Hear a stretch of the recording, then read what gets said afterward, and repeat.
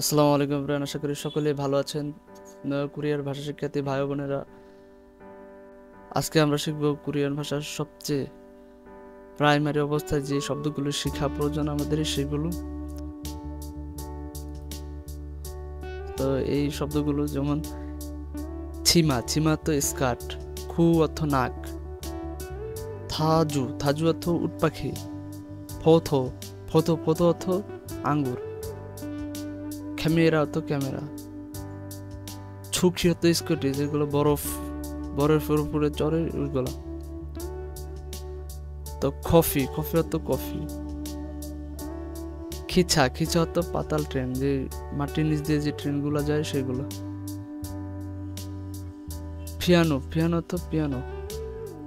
তো এই শব্দগুলো আপনাকে মনে রাখতে হবে। অবশ্যই ইউবিটি পরীক্ষা ভালো করতে হলে আপনাকে শব্দ অর্থ বেশি বেশি মনে রাখতে হবে এবং বেশি বেশি পারতে হবে, সবার থেকে বেশি। তো এই ছিল আজকের ভিডিওটি ভালো লাগলে লাইক কমেন্ট শেয়ার করবেন এবং সাবস্ক্রাইব করে পাশে থাকবেন। আসসালামু আলাইকুম।